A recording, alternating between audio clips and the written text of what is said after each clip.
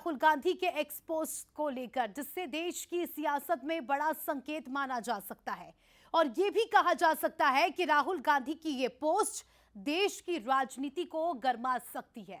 राहुल ने पोस्ट में लिखा कि देश के युवा, देश के छात्र और देश की जेन-ज़ी जनरेशन संविधान को बचाएगी, लोकतंत्र की रक्षा करेगी और वोट चोरी को रोकेगी। मैं हमेशा उनके साथ खड़ा हूं। इस पोस्ट में सबसे ज्यादा गौर करने वाले शब्द जो है वो है जेन-ज़ी, जिसने नेपाल में सत्ता की चूल्हे हिला दी, तख्ता पलट किया और नेतृत्व परिवर्तन करके ही माने।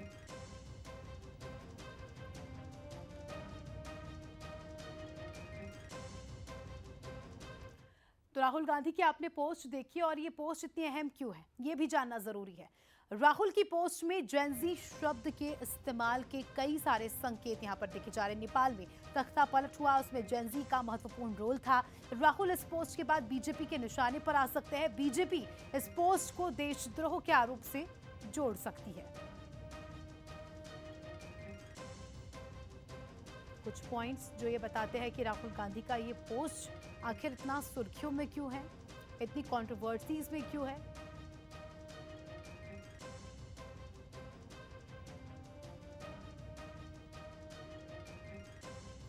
और भोपाल के बीजेपी विधायक रामेश्वर शर्मा ने नेता प्रतिपक्ष राहुल गांधी पर एक बार फिर से हमला बोला। उन्होंने कहा कि क्या राहुल गांधी देश को जलाने और महात्मा गांधी के सपनों को आग लगाने की कोशिश कर रहे हैं। वहीं राहुल गांधी ने जेन-ज़ी को कांग्रेस का समर्थन मिल रहा है।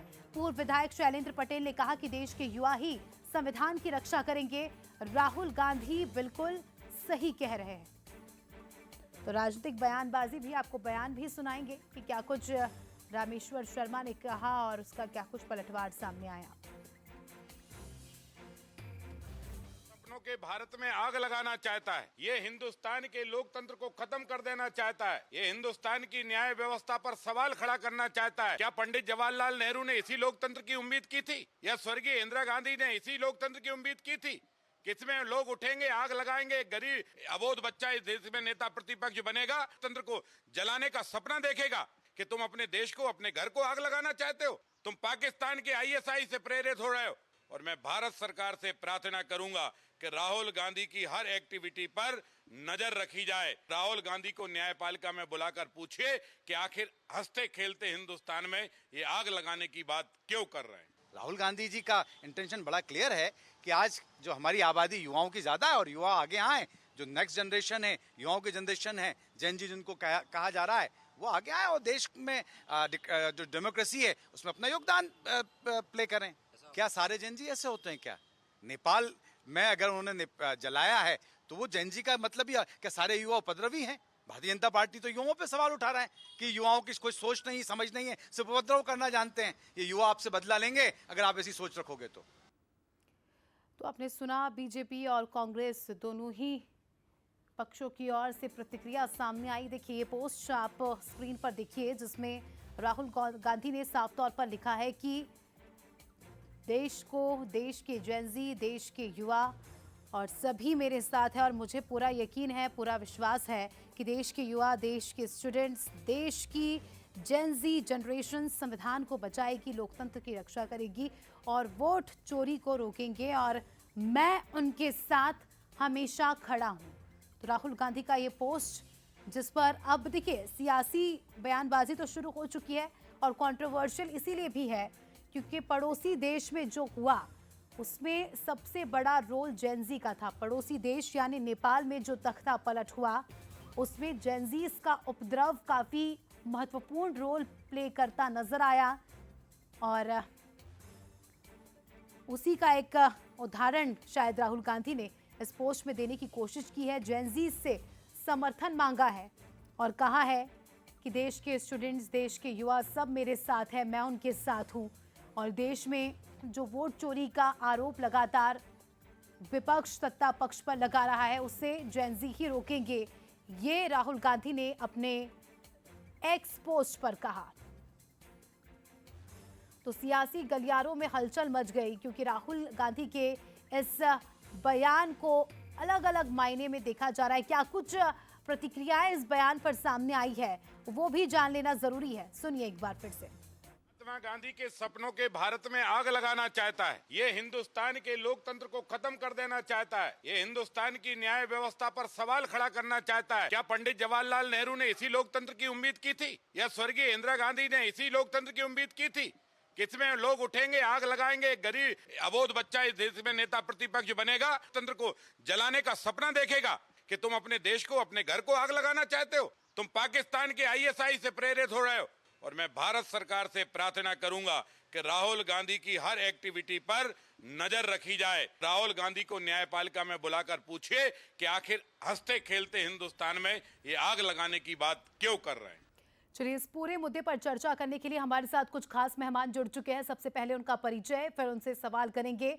बीजेपी से हमारे साथ हितेश वाजपेयी जी जुड़ चुके हैं, कांग्रेस से के मिश्रा जी हमारे साथ जुड़ चुके हैं। सबसे पहले के मिश्रा जी, आपके पास आऊंगी। राहुल गांधी का एक बयान उस समय पर, माफ कीजिएगा, एक्स पर पोस्ट उस समय पर सामने आया है जहां हमने देखा कि पड़ोसी देश में क्या हाल हुए, तख्ता पलट हुआ, और उसमें सबसे महत्वपूर्ण रोल जेनजीज का रहा। ऐसे में राहुल गांधी भी देश के जेनजी से अपील कर रहे हैं कि हमारे साथ खड़े रहो, हम भी आपके साथ है। क्या मायने निकाले जा रहे हैं इसके सर?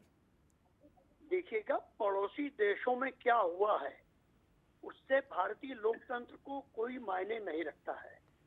आज हम और भी कुछ बातें होती हैं जो देश को कहते हैं कि देश के नौजवान क्रांति लाएं, देश के नौजवान इससे प्रेरित हों, और जो दुराव्यवस्था देख रहे हैं राहुल गांधी इस देश के विपक्ष के नेता हैं, और वो कह रहे हैं कि यदि नौजवान इसको क्रांति लाएंगे। जब वोट चोरी हो रही है, राहुल गांधी चोरी कह रहे हैं, मैं उसे डकैती कहना चाहूंगा।